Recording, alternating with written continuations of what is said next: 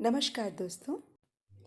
आज मैं आपके सामने शिवानी जी की एक अति उत्तम रचना जिसका नाम है के लेकर हाजिर हुई हूँ। तो आइए सुने कहानी के। क्यों आपकी माताजी चली गईं? फिर वही बेतुका प्रश्न। झुंझलाकर शेखर ने हाथ की पुस्तक पटक दी और उठ खड़ा हुआ। इधर उधर संघानी दृष्टि का घेरा डालने पर भी कोई नहीं दिखा। चाहता तो वह अभी ही दीवार फांद उस रहस्यमयी प्रश्नकर्ती को खींचकर बाहर ला सकता था, पर वह संत स्वभाव का मकान मालिक जानता था कि उसके मकान के दूसरे भाग में 5 प्रौढ़ा संसार त्यागी विधवाओं की राम मंडली रहती थी। स्त्रियों के बीच वह कैसे जाता? पर निश्चय ही प्रश्न उन 5 में से एक के कंठ का भी नहीं था। वे नित्य ब्रह्म मुहूर्त में अपनी राम राम लिखी आइसक्रीम की सी गाड़ी को ठेलती संगम की ओर निकल पड़ती और पूरे दिन डूबे लौटती। तब यह कौन थी?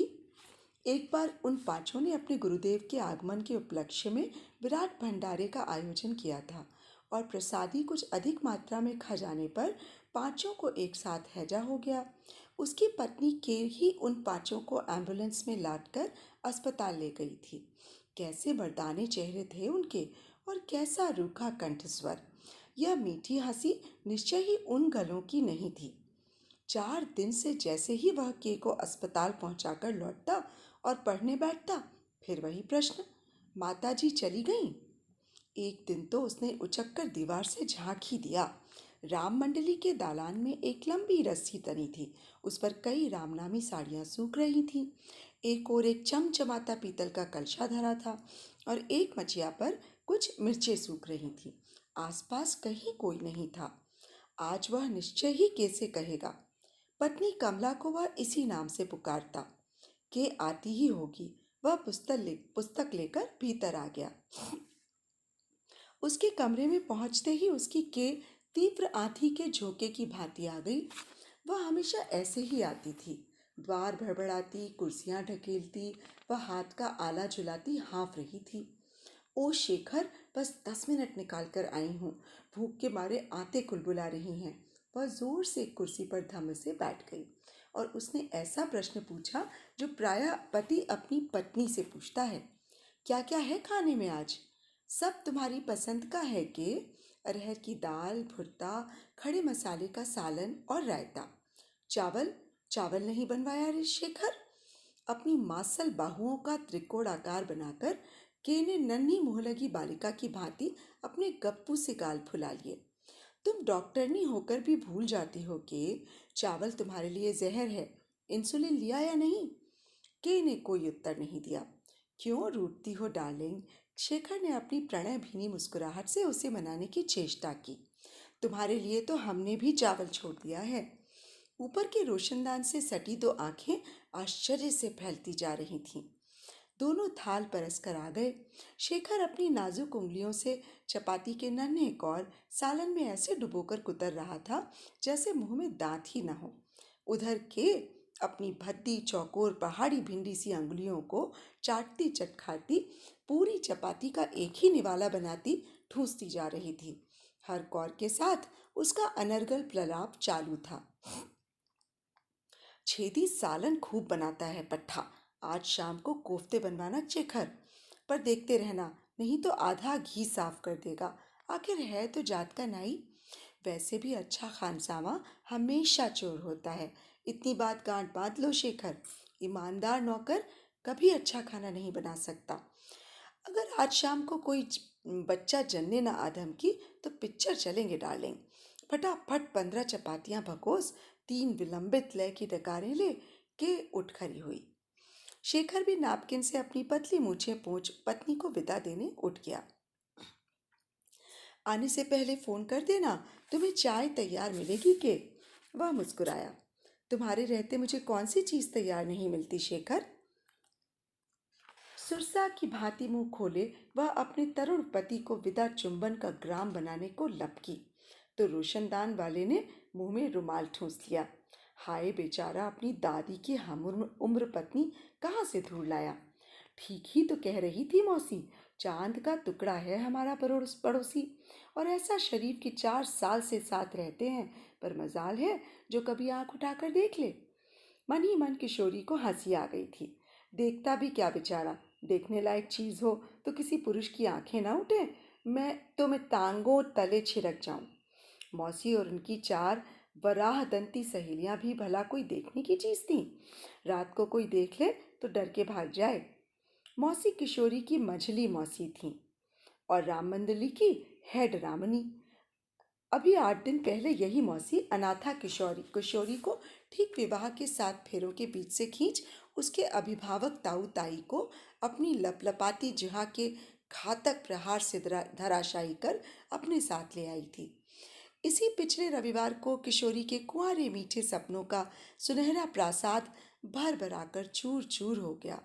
उसकी ससुराल वालों ने ही धोखा दिया था, या राम जाने ताऊ की ही मति भ्रष्ट हो गई। ठीक फेरों के समय दूल्हे दूल्हे को मिर्गी का दौरा पड़ गया। मौसी ने उसे हाथ पकड़कर बाहर खींच लिया। आप पर हम अदालती मामला चलाएंगे। किशोरी के मुख्तार ससुर फेन उगलते पुत्र को छोड़ उठ गए थे। अदालत को हम भी खूब समझती हैं। किशोरी के मृत मौसा हाई कोर्ट के प्रसिद्ध वकील थे। मिर्गी के रोगी को विवाह की अनुमति अदालत कब से देने लगी? मौसी किशोरी को धड़ल्ले से खींच ले गईं। तुम खाओ पियो मौज करो, तुम्हारा इंटर का रिजल्ट निकलते ही हम तुम्हें बोर्डिंग में डाल देंगी। मौसी ने उसे आश्वासन दिया। मौसी का दल दिन भर कीर्तन निकल जाता और वह उस विराट कक्ष में अकेली रह जाती। 2 बड़े बड़े कमरे थे, न पलंग न कुर्सी न मेज, कुश की शैया में भूमि शयन, न कहानी की पत्रिकाएं न उपन्यास। कल्याण के स्तूपाकार गट्ठर जरी सलमा जितारे जड़े ओम के बीच में नजरबंद अंगूठा चूसते श्री कृष्ण का एक विशाल तैलचित्र और संग मूसा की चौकी पर धरी गुरुदेव की स्वर्ण पादुका। मौसी उसे ताले में बंद कर जाती थी। देख केशी, ताक झाक मत करियो, तेरा ससुरा बड़ा 420 है, न जाने कहाँ से ताक लगाए रहेगा, इसी से ताला डाल जाती हूँ। पर चंचल किशोरी नए पकड़े गए जंगली तोते की भांति अपने चमचमाते पिंजरे में चोंच मारती रहती। कहाँ सखियों के साथ ही ठीठी अधूरे विवाह की ताजी स्मृति सहसा जगाए और बरबस सुलाए गए सहस्त्र अरमान, और फिर यह बंदनी का जीवन। यह तो 4-5 दिन से यह नित्य नवीन नाटक में ले जा रहा था। कितना गौर रंग है और कैसा ऊंचा कद, पर मरे को और कहीं कोई नहीं मिली जो अपनी दादी को ब्याह लाया। वह भी कैसी बदसूरत, फूले फाले गाल, सन से सफेद बाल, उस पर चूमती कैसे है बेहया, वह तो मारे शर्म के मर ही गई। मौसी उसे पूरी कहानी सुना चुकी थी। डॉक्टरनी के पिता बहुत बड़े जमींदार थे। अपनी कुत्सित पुत्री के लिए वर नहीं जुटा पाए तो डॉक्टरनी बना दिया। ईश्वर भी तो सब ओर से आंखें नहीं मूंदता। रूप से वंचित किया, पर बुद्धि का कोठा ठसा ठस भर दिया। कमला डॉक्टरनी बनकर निकली तो अंगुलियों से अमृत संजीवनी टपकने लगी। नाड़ी धरते ही रोग का निदान कर देती वह विलक्षणा डॉक्टरनी। कैसा भी कठिन प्रसव क्यों न हो, वह पल भर में सुलझा देती। पिता की मृत्यु के पश्चात वह माँ के भारी गहने, पिता के शेयर और अटर बटर समेत अपनी नई नौकरी का भार संभालने शहर चली आई। अब वह प्रौढ़ हो चली थी। पेशे में सदा से घिसी मंजी अंगुलियां और मच गई थीं, पर विराट बंगले का एकाकी प्रवास ने उसके मर्दाने चेहरे को और भी रूखा और कठोर बना दिया था। बल्कि कई लोगों का तो कहना था कि उसकी विलक्षण प्रतिभा का राज उसके कठोर स्वभाव और रूखे कंठस्वर में छिपा है।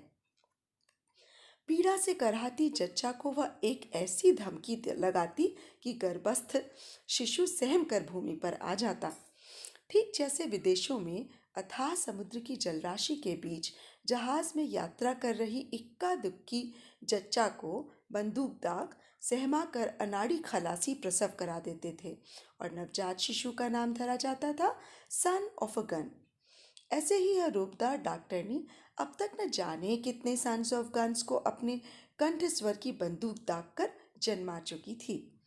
डॉक्टरनी के मित्रों की संख्या प्रायः नहीं के बराबर थी।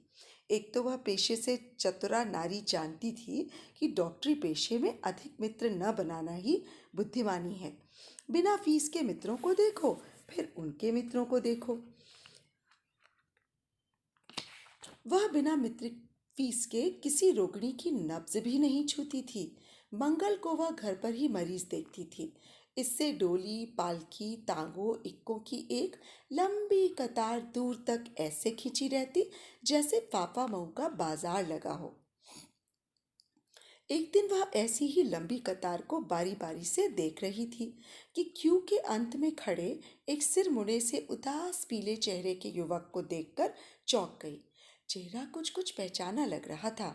सदा वह क्यू के क्रम में खड़े व्यक्तियों को बिना क्यू तोड़े उसी क्रम में बुलाया करती थी, पर उस पीड़ित सुंदर चेहरे की अनखती व्यथा ने उसे पिघला दिया। जाओ, उस लड़के से पूछ कर आओ, क्या वह मरीजा को अपने साथ लाया है? बड़ा घबराया सा लग रहा है, उसने अपनी कंपाउंडर से कहा। घाक कंपाउंडरनी चौंकी। आज तक तो कोई कितना ही घबराया क्यों न हो, मालकिन कभी नहीं पसीजी। उसका कोई बीमार नहीं है सरकार, कहता है आप ही से काम है। डॉक्टरनी की उत्सुकता बढ़ गई। उससे मिलने वाले तो आज तक अपने मरीजों के प्रतिनिधि ही बनकर आते हैं। इस छबीले जवान को भला उससे कौन सा काम हो सकता था? डॉक्टरनी ने उसे अपने निजी कमरे में बुलवा भेजा। वास्तव में उस नवयुवक के चेहरे की कमनीय कांति दर्शनीय थी। उसका रंग पांडुरोग की सी पीली कांति लिए था। बेचारा कमजोर लिवर का शिकार होगा। डॉक्टरनी ने मन ही मन उसकी जांच भी कर ली। कहिए, मैं आपकी क्या मदद कर सकती हूँ? डॉक्टरनी ने मुस्कुराकर पूछा। युवक बेहद घबराया लग रहा था। उसने बिना कुछ कहे ही एक लिफाफा बढ़ा दिया। मुंशी जी की लिखावट देखकर डॉक्टरनी चौंकी। उसके पिता के मुंशी के हाथों से लिखा गया अनुनयपूर्ण पत्र था। वे एक लंबे अरसे से बीमार हैं, बचने की उम्मीद कम है। शेखर, उनका इकलौता पुत्र, इलाहाबाद में ही किसी आत्मीय के यहाँ कठिन परिस्थितियों में पड़ रहा है। अब उसी मेघावी पुत्र को वे उसके पास बड़ी आशा से भेज रहे हैं। उनकी मृत्यु आसन्न है। क्या शेखर को उसके चरणों में वे डाल सकते हैं? अपना छोटा भाई ही समझ लेना बेटी, उन्होंने लिखा था। तुम मुंशी जी के बेटे हो? डॉक्टरनी ने चश्मा उतारकर मेज पर धर दिया। जी, युवक ने आंखें झुका ली। क्या पढ़ रहे हो? जी, इसी वर्ष फिजिक्स में एमएससी का फाइनल दे रहा हूँ। कहाँ रहते हो? अतरसुइया में पिताजी के ताऊ के दामाद हैं, उन्हीं के पास रहता हूँ। ओह, बड़ी दूर की रिश्तेदारी थोड़ी। आजकल तो अपना ही दामाद नहीं पूछता, फिर ताऊ का दामाद भला क्या पूछेगा? यहाँ क्यों नहीं चले आते? क्यों, यहाँ आना पसंद करोगे? जी, युवक हड़बड़ा कर उठ बैठा। मैं इस इरादे से नहीं आया था। असल में बात यह है कि पिताजी नहीं रहे। अचानक यह लंब तड़ंग युवक नादान बच्चे की भांति सुबकने लगा। बीच बीच में वह पैंट की जेब में हाथ डाल रुमाल निकालने की चेष्टा कर रहा था, जिससे शायद वह घर पर ही भूल आया था। डॉक्टरनी ने अपना रुमाल उसकी ओर बढ़ा दिया। वह कृतज्ञता से गदगद हो गया। आपको बहुत मानते थे पिताजी, कहते थे बड़ी शाहदिल हैं, तुम पर कभी विपत्ति आए तो निसंकोच चले जाना। तुम यहीं क्यों नहीं चले आते? उस सुंदर नवयुवक के सम्मुख अपनी दिली का शीघ्र परिचय देने डॉक्टरनी व्याकुल उठी। इतना बड़ा बंगला है, उसने बड़े गर्व से दोनों हाथ फैलाकर अपने बंगले का अहाता दिखाया। मैं तो दिन भर अस्पताल में रहती हूँ, तुम निचला एक पूरा सेट ले सकते हो। आराम से पढ़ना, 2-3 नौकर हैं, तुम्हें कोई तकलीफ नहीं होगी। स्वच्छ बंगले की छटा, मखमली धूप का आमंत्रण और फिर परम स्नेही प्रौढ़ा गृह स्वामिनी का मातृ तुल्य आग्रह ने क्षण भर के पाहुने को सदा के लिए बांध दिया। दूसरे ही दिन वह एक रंगुड़ा फूलदार बक्स, ढेर सारे मैले कपड़ों और पुस्तकों की सम्मिलित पोटली लटकाए ससंकोच डॉक्टरनी के बरामदे में खड़ा हो गया। दुर्भाग्य से डॉक्टरनी अस्पताल गई थी। चौकीदार ने उसे चीर कर धर दिया। जिसे देखो वही साला पोटली लटकाए बंगले पर खड़ा है। यह कोई सदर अस्पताल है क्या? जाओ, मरीज लेकर वहीं जाओ। इतने में ही डॉक्टरनी आ गई। उसने एक डांट लगाकर चौकीदार को भगा दिया और बड़े आदर यत्न से अभ्यागत को भीतर ले गई। देखो छेदी, उसने अपने सबसे चुस्त नौकर को बुलाकर कहा, ये हमारे मुंशी जी के बेटे हैं, अब यहीं रहेंगे, इन्हें किसी तरह की तकलीफ ना हो, समझे। हमारे कंसल्टिंग रूम के बगल के दोनों कमरों में इनका सामान लगवा दो। और इस प्रकार शेखर दिन प्रतिदिन कृतज्ञता के प्राण लेवा दलदल की गहराई में डूबने लगा। कितना ही काम क्यों न हो, डॉक्टरनी उसे साथ बैठकर खिलाती। सुबह 4 अंडे, दलिया, मक्खन, रोटी, डबल रोटी, गिलास भरा हिसार की भैंस का दूध, साथ में मल्टीविटामिन की 17 गोलियां। पिता के ताऊ के दामाद के यहाँ अजवाइन डले नमकीन पराठे खाने का अभ्यस्त शेखर का निरीह पेट विद्रोह कर बैठा। उसे अपच हो गया, पर डॉक्टरनी के झोले में अपच की भी तो रामबाण गोलियां रहती थी। वह 2 ऐसी गोलियां भी खिला देती। धीरे धीरे अंडों की जर्दी गालों पर सुर्खी बनकर फैलने लगी। उदास पुतलियों की उदासी धुल गई। रही सही कसर शहर के नामी दर्जी ने पूरी कर दी। सुरुचि से छाटे और सिलाए गए कपड़ों में शेखर का व्यक्तित्व तो उभर आया। उसे लेकर कभी कभार डॉक्टरनी घूमने निकलती तो लोग कहें, डॉक्टरनी ने एक बड़े ही सजीले नौजवान को गोद लिया है, अब अपनी सारी संपत्ति भी उसी के नाम लिख रही है। यहाँ तक कि आसपास के समृद्ध ग्रहों से तिलक के नीलामी के डंके भी बजने लगे। पर तभी डॉक्टरनी गजब कर बैठी। वैसे तो यह संसार का नियम ही सा बन गया है कि रक्षक एक न एक दिन भक्षक बन ही जाता है, पर जिस तेजी से बिना किसी पूर्व निर्धारित योजना के ही डॉक्टर ने शेखर को वर्षों से दबाई अपनी क्षुधा का ग्रास बना लिया, उसके लिए समाज प्रस्तुत नहीं था। जैसे कसाई खस्सी बकरे को यत्न से खिला पिला एक दिन मोटी गर्दन पर छुरी फेर ही देता है, ऐसे ही शेखर की गर्दन भी मोटी होते ही नप गई। पूरे शहर में तहलका मच गया। कोई कहता, अधेड़ डॉक्टरनी की मती मारी गई है, जवान छोकरे की लुटिया ही डुबो दी। कोई शेखर को ही दोष देता, क्या कोई बच्चा था जो जलेबी खिलाकर फुसला लिया। पर शहर में एक भी घर ऐसा नहीं था जो डॉक्टरनी के एहसानों से न दबा हो। इसी से जिस तेजी से कटु आलोचना का गगनचुंबी ज्वार उठा था, उसी तेजी से उतर भी गया। अधेड़ डॉक्टरनी अब धड़ल्ले से अपने नौजवान पति को लिए घूमने लगी। अब वह अपने सफ़ेद बालों के बीच सीधी मांग निकाल आधा पाव सिंदूर बिखेरने लगी। पैरों में बिछुए पहन लिए, यहाँ तक कि उसने नाक छिदवाकर हीरे की एक लौंग भी डाल ली। बड़ी कठिनता से प्राप्त सौभाग्य दस्यु को वह पतिव्रता के कानून की एक एक हथकड़ी से बंदी बनाकर रखना चाह रही थी। छोकरे से पति के साथ वह सिर ढक ढक कर परिचित मित्रों के अभिवादन का सल्लज्ज प्रत्युत्तर ही नहीं देती, अपने पति का निर्लज्ज परिचय भी दे डालती। इनसे मिलिए मेरे पति शेखर कुमार। मिलने वालों की समझ में नहीं आता कि उस अभागे को बधाई दें या सहानुभूति के शब्दों से उसका अभिषेक करें। डॉक्टरनी ने विवाह के 5वें दिन ही हनीमून की जोर शोर से तैयारी कर दी। जिन साड़ियों के शोक रंगों को उसने अपने यौवन काल में लाठी देकर खदेड़ दिया था, वे उसकी प्रौढ़ावस्था में और भी शोखी से मचल उठे। अब वह लाल, पीली, नीली, नई चटकीली भड़कीली साड़ियाँ ले आई।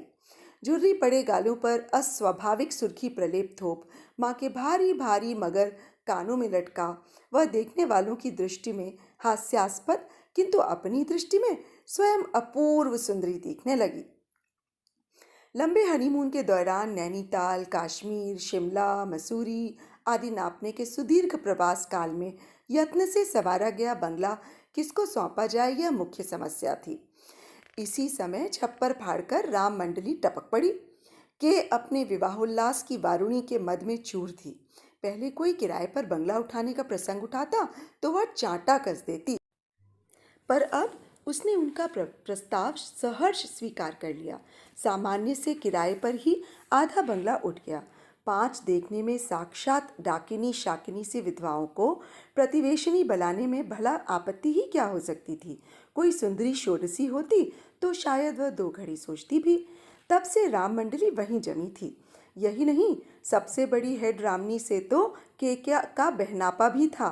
वही 5 में सबसे अधिक रसिक स्वभाव की थी। के हनीमून से लौटी तो उसकी संपूर्ण रस यात्रा का विवरण सुनने में हेड रामनी को अपनी बद्री केदार की यात्रा से भी अधिक आनंद आता। पर इधर जब से किशोरी आई, वह जानबूझकर ही अपनी सखी के पास नहीं गई थी। किशोरी उसकी मृत छोटी बहन की पुत्री थी और भाग्य शत्रु ने अचानक किसी हथगोले की ही भांति उसे हेड रामनी पर फेंक दिया था। के का ईर्ष्यालु स्वभाव उसे किशोरी के आगमन की बीसियों कैफियतें मांगेगा, उसे बोर्डिंग में डाल देगी, तब कैसे कहेगी। किशोरी को तो वह बाहर झांकने भी नहीं देती थी, पर किशोरी क्या बिना झांके मांग जाती। चौथे दिन पांचों मौसियां संगम को गईं और के को अस्पताल पहुंचा। शेखर पुस्तक लेकर आंगन में बैठा ही था कि उसने फिर पूछा, क्यों माताजी चली गईं? शेखर पहले से ही जैसे तत्पर बैठा था, फिर कैसी ही तन्वी क्यों न हो। 4 दिन के निरंतर बोझ से नीम की दाल कुछ झुक आई थी। 2-3 दिन धानी नीली साड़ी के भ्रामक रंग पत्रों के बीच किशोरी की छाया को धूमिल बना बचा लेते थे। आज की लाल जयपुरी चूनर हरी घास में चमक उठी। फिर शब्द बेधी प्रश्न बाढ़ का स्वर भी कुछ कांप गया। शेखर ने लपक कर डाल पकड़ ऐसे हिलाई जैसे पके फल गिरा रहा हो। टप से टपके आम की सी किशोरी टपक पड़ी। क्षण भर को भी पकड़ने वाला चूकता तो हाथ पैर चूरमार हो जाते। शेखर ने किसी रिफ्लेक्स एक्शन की ही प्रेरणा से उसे संभाल लिया। नित्य अधेड़ थुलथुली काया को थामने की अभ्यस्त पुष्ट आजानुभुजाएं थरथरा गईं। सहमकर उसने छटपटाती छटपटाती किशोरी को जमीन पर छोड़ दिया। शेखर अचानक घबरा गया। क्षमा कीजिएगा, उसके ललाट पर पसीना छलक उठा। मुझे पता नहीं था कि आप उस डाल पर हैं। पर वह मुखरा उर्वशी बड़ी धृष्टता से मुस्कुराई। ओह, आपने क्या सोचा कि था उस डाल को हिलाने पर आपकी दादी नीचे गिरेगी? शेखर का चेहरा अपमान से लाल हो उठा। वह तो आपका भाग्य अच्छा था, नहीं तो नीम की डाल हिलाने पर फल थोड़े ही ना गिरता। उफ, कोहनी छिल गई। उसने जानबूझकर अपनी सुडौल कोहनी सहलाई, पर उसका प्रदर्शन व्यर्थ गया। प्रौढ़ा पत्नी के लंबे सहवास ने शेखर को समय से पूर्व ही बुजुर्ग बना दिया था। अब आप जाइए, मुझे अस्पताल जाना है, उसने आंखें नीचे किए बड़े नम्र स्वर में कहा। ओह, अपनी के को लाने? वह फिर हंसी।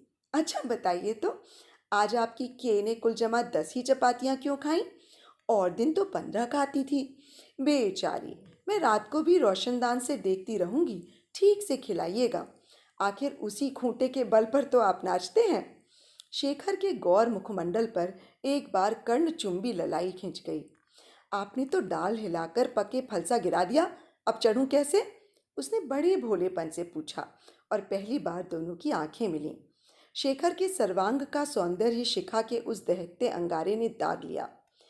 चलिए, सामने का गेट खुला है, मैं आपको पहुंचा दूंगा।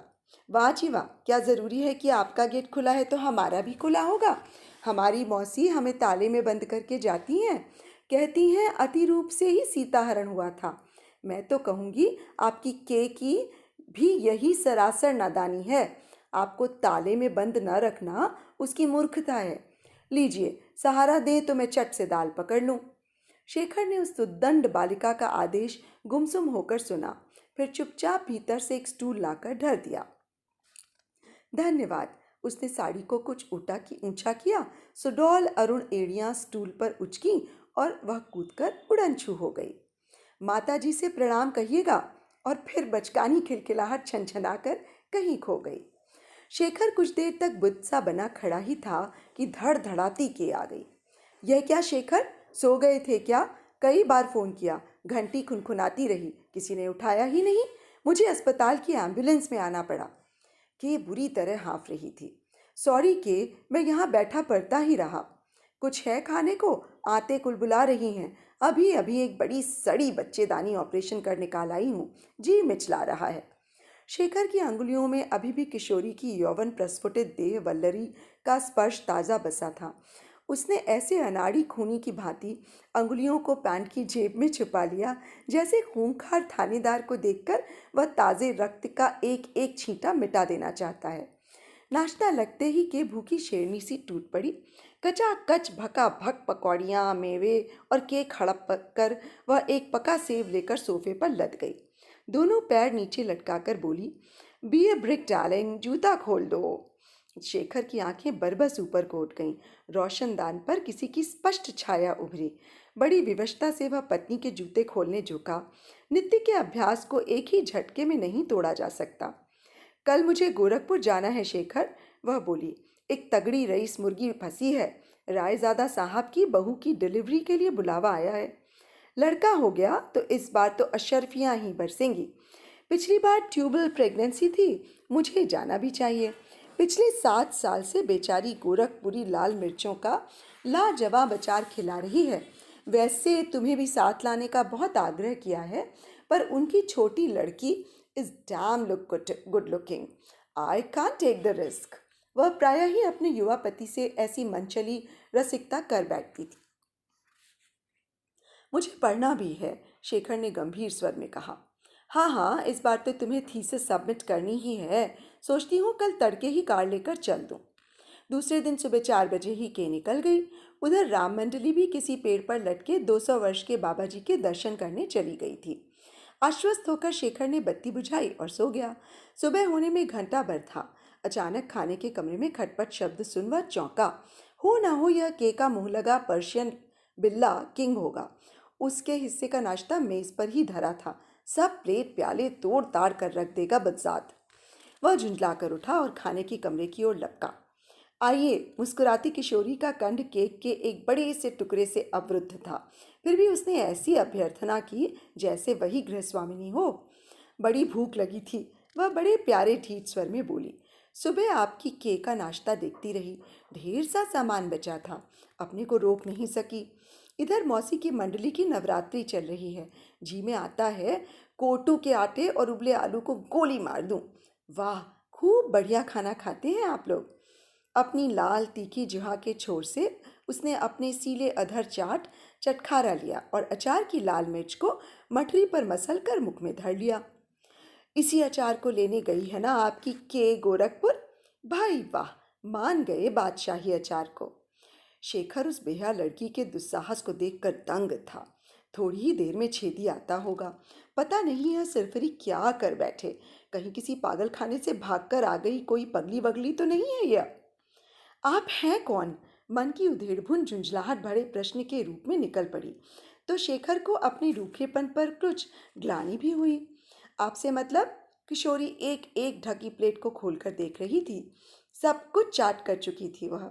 एक तश्तरी में बड़ी सी टिकिया मक्खन की धरी थी, उसने लपक कर वही मुख में धर ली। देखिए, पता नहीं आप कौन हैं, पर इधर सब नौकर आते होंगे। आपको मेरे साथ अकेली देख लेंगे तो अच्छी बात नहीं होगी। क्यों अच्छी बात नहीं होगी भला? आप बुरा माने या भला, जब तक आपकी के नहीं आती हम जरूर आएंगे। अब चलूं, धन्यवाद। और वह उठते ही किसी चतुर्दस्यु कन्यासी मेज पर धरी के की फिल्मी पत्रिकाएं बगल में झपट्टा मारकर दबा ले गई। वाह, खूब माल हाथ लगा है आज। दिन भर मज़े में कटेगा। मौसी के यहाँ तो सिवाय धर्म ग्रंथों के कुछ पढ़ने को ही नहीं जुटता। कहती कहती वह फुर्ती से आंगन पार कर अपनी सेतु टहनी को पकड़ अपनी सीमा में कूद गई। शेखर ने चोरी तो देखी थी, पर ऐसी सीनाजोरी देखने का यह पहला अवसर था। उस अपरिचिता के उत्पात से बचने का एक ही उपाय था। दिन भर वह अपने मित्र रमण के साथ बोर्डिंग में बिता देगा। कह देगा घर पर पढ़ाई ठीक नहीं होती, 1-2 दिन ना हो मेस का ही खाना सही। फिर तो के आ ही जाएंगी। रात को देर से कमरा भीतर से बंद करके सो जाएगा। फिर क्या छत से टपकेगी छोकरी। अपनी योजना से परम संतुष्ट हो वह बैग में कपड़े ठूस ही रहा था कि एक हल्के धमाके से चौंका।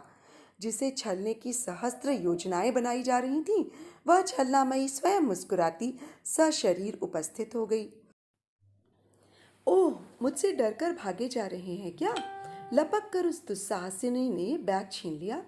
देखूं क्या क्या लिए जा रहे हैं। अपनी के का फोटो वोटो भी धरा है या नहीं? वह एक एक चीज़ें नीचे फेंकने लगी। छे छे, आपकी के मुटल्ली देखने ही देखने की है हथनी। यह कोई स्वेटर है भला? हमारा बुना स्वेटर देखिए तो बस देखते ही रह जाएंगे। हमारे जीजा जी कहते हैं, केशी तुमसा गला तो कोई बना ही नहीं सकता। देखिए, इन सब बातों को सुनने का मुझे शौक नहीं है। शेखर अब कुछ कुछ मुखर हो उठा था।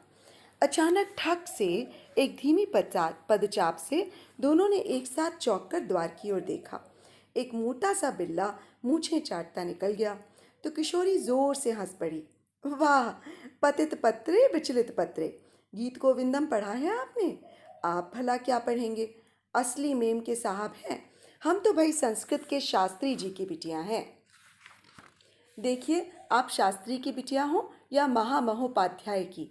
अरे बाप रे, दोनों पैरों की पालथी मार बाहों को घेरे में बांध किशोरी कुर्सी पर ही झूला सा झूलने लगी। पेट में दांत भी है साहब के। अब जाएंगी या नहीं? शेखर अब बौखला गया। पता नहीं नौकर कब आ टपके और कैसे क्या कह दें। छी, कैसा नीच मन है आपका। अब वह बड़े व्यंग्य से मुस्कुराकर उठ गई। आपने क्या सोचा? आपसे प्रेम करने आई थी मैं। सोचा था मौसी का दल 5 बजे लौटेगा, तब तक 2 घड़ी आपसे बतियाकर जी बहलाया आऊँगी। खैर, फिर आऊँगी। अब आपका छेदी आए तो ज़रा अपनी मोटी बुद्धि का चोला उतार खूंटी पर टांग दीजिएगा, छुट्टी दे दीजिएगा उसे, कहिएगा सिनेमा देखा है, समझे? उसने अपनी भुवन मोहिनी हंसी का बाढ़ ताक कर छोड़ दिया। अचूक निशाने से बिंधा शेखर का हृदय कपोत धरा पर फड़फड़ा गया। शेखर तो क्या, संसार का संयमी से संयमी पुरुष भी होता तो वह भी उस दिन छेती की सदा के लिए छुट्टी कर देता। चंचल अनजान सुंदरी किशोरी से उसका हाथ थामते ही उस भीरू का पुरुष की एक एक शिरा में एक अनोखा दुस्साहस भर दिया। अब वह आग की लपटों में कूद सकता था, आंधी और तूफान से लड़ सकता था। कुछ ही अमूल्य क्षणों ने के अस्तित्व सदा के लिए मिटा दिया था। उसके दाएं बाएं दामिनी सी दमकती पित्ते भर की छोकरी उसे अंगुलियों पर नचा रही थी। दोनों का अभूतपूर्व दुस्साहस जंगली हिरन सा कुलाचे भरने लगा था। छेदी की पच्चाप सुनते ही किशोरी जंगली खरगोश की तेजी से चौकन्नी हो वार्डरोब के पीछे दुबक जाती। मौसी के दल को उसने स्वयं बड़े प्रपंच से मिर्ज़ापुर की विंध्यवासिनी के दर्शन को भेज दिया था। उधर के का ट्रंक कॉल आया कि रायजादा की बहू को झूठे दर्द उठे थे, पर कभी भी सच्चे दर्द उठ सकते थे, इसी से उसे 8-10 दिन रुकना पड़ेगा। सुनते ही किशोरी शेखर के गले में हाथ डालकर झूल पड़ी थी। हाय ईश्वर करे रायजादा का नाती माँ के गर्भ से ही दाढ़ी मूछे उगाकर जन्मे। पर रायजादा के नाती को युगल प्रेमियों की इस प्रणय किलोल में सहयोग देने का धैर्य नहीं था और अभागा उसी रात को जन्म ले बैठा। पति से इतना लंबा बिछो के को असहाय हो उठा था। आज तक वह इतने लंबे अरसे के लिए शेखर से कभी विलग नहीं हुई थी। दूसरे ही दिन तगड़ी फीस, रेशमी साड़ी, शेखर के सूट का कपड़ा आदि बांध बूंद वह चल पड़ी। वह पति को बिना तार किए ही छका देने की योजना बना चुकी थी। उधर प्रेमी द्वय के की अनुपस्थिति का महोत्सव मनाने में आकंठ डूबे थे। अब छेदी को भी मुट्ठियां गरम कर अपने साथ मिला लिया गया था। अभी भी कमरे की परिधि पार कर दिन में कहीं जाने का साहस दोनों नहीं संजो पाए थे, पर फिर भी एक रात को दोनों सिनेमा का सेकंड शो देखने निकल पड़े। नियति मुंह छिपाकर हंस रही थी। उसी मनहूस रात को के रात की गाड़ी से ठीक 11 बजे रिक्शा लेकर आ धमकी। गोल कमरे की बत्ती जल रही थी। निश्चय ही उसका अध्ययनरत पति द्वार की और पीठ की पुस्तकों में डूबा होगा। धीमे से जाकर आंखें मूंद लेगी वह। ऐसे ही खिलवाड़ तो उसे पसंद थे, पर बेचारी के आंखें मूंदती किसकी? वहां तो शेखर की कुर्सी पर ठाठ से बैठा छेदी बीड़ी फूंक रहा था। बेहया कमीना कहीं का, यहाँ कैसे आ गया? छेदी अचानक साक्षात शव वाहना चामुंडा का तमतमाया चेहरा देखकर थर थर कांपने लगा। सरकार, मेरा कुछ कसूर नहीं है। के वह पैर पकड़कर लौट गया। पहले तो दीवार फांद कर आती रही, जब से संतनियाँ गई हैं खुले खजाने आपके माल पर डाका डाल रही है। हमारा खून खौलता रहता है, पर क्या करें, नौकर आदमी है साहब का हुक्म कैसे टालें अन्नदाता। धूर्त नापित विषधर अब कुंडली खोल पूरा फन फैला चुका था। के हक्की बक्की रह गई, पर अपनी अनभिज्ञता उस धूर्त के सम्मुख बड़े छलबल से ही छिपानी होगी। साहब कहाँ हैं?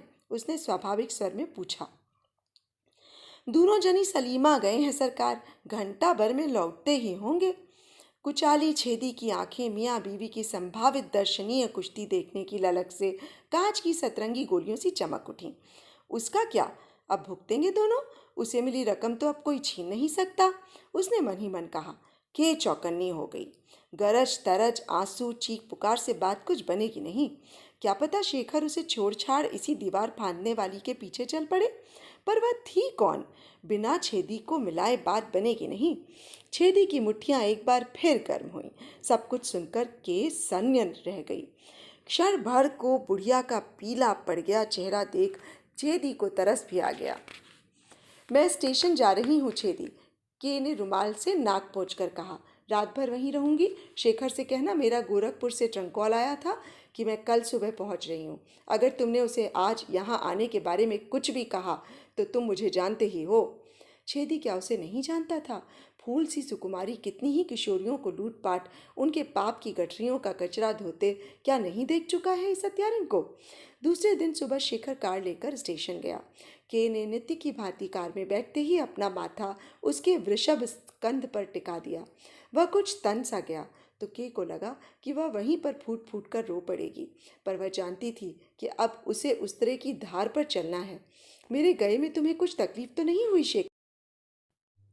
उसका स्वर चार तार की चाशनी में डूबा था। नहीं।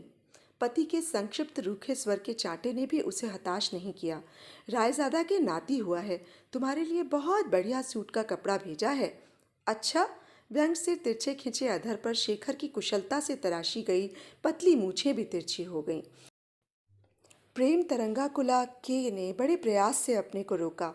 अगणित कंदर्प छवि को म्लान कर रही उसके पति की छवि उसके गाल से बित्ते भर की दूरी पर थी। और दिन की बात होती तो वह उसे भीड़ भरे चौराहे में ही चूम कर चूम लेती, पर मन मार कर उसने अपने को रोक लिया। घर पहुंचते ही छेदी स्वागत को खड़ा था। क्यों छेदी, ठीक हो? साहब को खूब आराम दिया ना? अपने सफल अभिनय पर के को स्वयं ही गर्व हुआ। हाँ सरकार, अपनी जान तो खूब आराम दिए हैं। कपटी काक दृष्टि से वह अपने साहब की ओर देखकर मुस्कुराया, पर साहब गुमसुम था। दोनों चाय लेने एक साथ बैठे।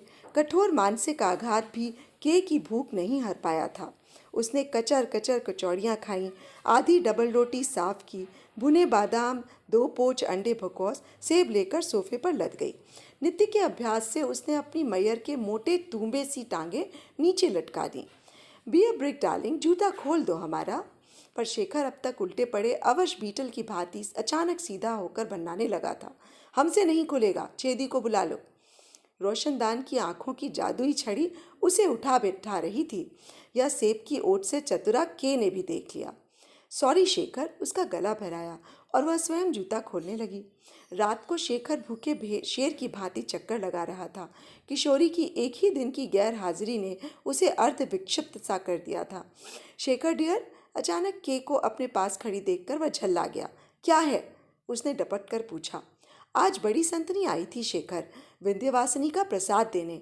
साथ में उसकी एक प्यारी सी भतीजी भी थी। उस प्यारी के नामोल्लेख मात्र से ही शेखर की आंखें चमकने लगी हैं। यह भी के ने देख लिया। पर उन सबको कल शाम पर मैंने चाय पे बुला लिया है। पांचों तो केवल फलाहार लेंगी, पर उस प्यारी बच्ची से मैंने पूछा उसे क्या पसंद है। बोली कुल्फी। सच ए चाइल्ड, तुम तो कुल्फी छूते नहीं। खैर, तुम्हारे लिए कुछ और बनवा लेंगे। शेखर का हृदय गदगद हो गया। चलो आज नहीं तो कल ही सही, किशोरी की एक झलक तो मिलेगी। दूसरे दिन की संध्या के आयोजन में कहीं भी कोई त्रुटि नहीं थी। फलाहारी संतनियाँ कभी कंधारी अनार पर दांत मारती, कभी रामगढ़ के सेबों पर, कभी गुच्छे के अंगूर चटकर हरि ओम कर अंगूरी डकारों की मशीन गन सी चला देती। किशोरी से शेखर का परिचय स्वयं के ने करवाया। शेखर, इससे मिलो संसार की सर्वश्रेष्ठ सुंदरी। संसार की सर्वश्रेष्ठ सुंदरी से शेखर का कितना प्रगाढ़ परिचय था वह खूसट भला क्या जानेगी। शेखर मन ही मन मुस्कुराया। किशोरी कोने में खड़ी कुल्फी पर कुल्फी दागे जा रही थी। इतना मत खा केशी, बीमार पड़ जाएगी। हेड संतनी अब तक अपने राम ढोल से पेट में रामगढ़ी सेबों का एक छोटा मोटा और चट सा बना चुकी थी। टोकती क्यों हो? बीमार पड़ भी गई तो मैं हूं तो। अपनी सुमेरु पर्वत सी छातियों को ठोकती के आगे बढ़ गई।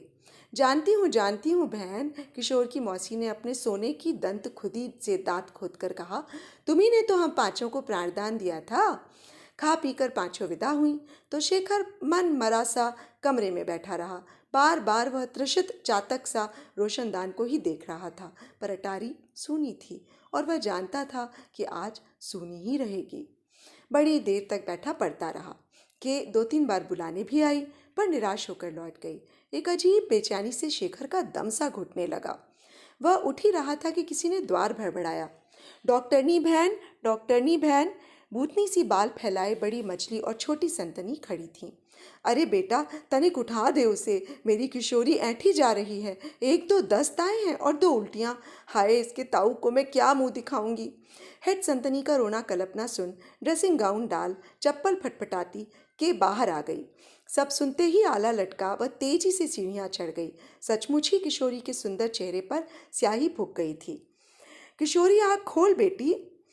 संतनी ने उसकी ठुड्डी पकड़कर हिलाई। किशोरी ने बड़ी चेष्टा से आंखें खोली और द्वार पर खड़े अपने नवीन प्रेमी के चेहरे पर नक्सी गड़ा दी। शेखर, वह बुदबुदाई। शेखर निर्भय होकर बढ़ाया। पलंग की पाटी पर बैठ उसने किशोरी की हिम शीतल हथेली थामकर गाल से सटा ली। पांचों संतनियों की आंखें आश्चर्य से बाहर निकल आईं कि जेल की कठोर जेलर सी सिरहाने खड़ी थी। किशोरी के प्राण जैसे शेखर की ही प्रतीक्षा कर रहे थे। देखते देखते पुतलियां उलट गईं। पांचों संतनियां अपना ज्ञान, योग और यम नचिकेता संवाद भूल सामान्य मानवियों की भांति छातियों पर दुहत्थड़ चलाती पछाड़े खाने लगीं। हाय मेरी बच्ची, तूने अभी सुखी क्या देखा? तू कहाँ चली गई री? देखिए, के ने बड़ी संतनी का कंधा पकड़ के हिलाया। होश में आओ बहन। वैसे तो इसे कॉलरा था, पर सुबह होने से पहले ही अर्थी उठा दीजिएगा। उस हरामजादी पुलिस का कुछ ठीक नहीं, बेकार में परेशान करेगी। संसार त्यागी संतनियां पुलिस से बेहद घबराती थीं। सोने की सी काया को अर्थी में कसकसाकर अस्पताल के कर्मचारी राम के नाम की महिमा से आकाश गुजाते चल दिए। पीछे पीछे सिर झुकाए शेखर को भी जाते के ने देख लिया। वह अपने कमरे में अस्पताल के लिए तैयार होने लगी। एक आध मौत क्या डॉक्टरनी को अस्पताल जाने से रोक लेती? वहां तो ऐसी आकस्मिक मृत्यु नृत्य की दाल भात थी।